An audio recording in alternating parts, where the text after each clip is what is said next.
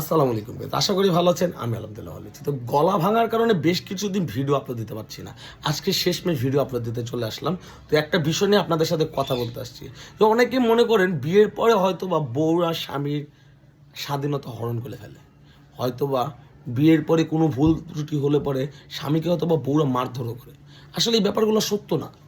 বউ একটা খুবই লক্ষ্মী প্রাণী, খুবই লক্ষ্মী। আপনি যদি সুন্দর করে মাপ চাইতে পারেন না, তাহলে আপনাকে বউ কিছুই বলবে না। আপনি যত বড় অপরাধ করেন, বউ এতটা লক্ষ্মী। আমি বিয়ে শাদী করে ফেলেছি, তো আমার তো এখন মনে করেন একটা এক্সপিরিয়েন্স আছে। তো সেই এক্সপিরিয়েন্স থেকে আপনাদের উপদেশটা দিতে আসলাম যে বউ খুবই লক্ষ্মী একটা প্রাণী।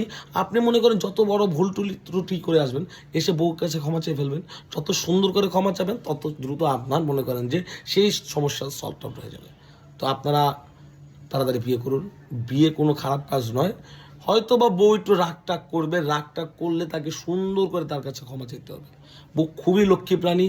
আপনি মনে করবেন যে আপনি স্বাধীন নন, কোনোভাবেই না। আমি কিন্তু খুব স্বাধীন। আমার যখন খুশি আমি তখন যেখানে খুশি সেখানে যাই, ঘুরি ফিরি। তবে তার আগে ৩-৪ ঘন্টা আমার তার কাছে ক্ষমা চাইতে হয়, তার কাছে আকুতি মিনতি করতে হয়। এতটুকু তো করাই যায়। বউ তো ঘরে লক্ষ্মী, লক্ষ্মীর কাছে এতটুকু করবেন না?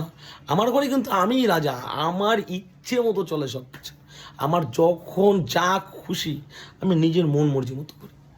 কিন্তু মন মর্জি হলে পরে আমি বউর কাছে ক্ষমা চেয়ে নিই, প্লিজ তুমি মাইন্ড করো না, রাগ করো না সোনা পাখি। এবার বললে পরে রাগ মাফ করে দেয়।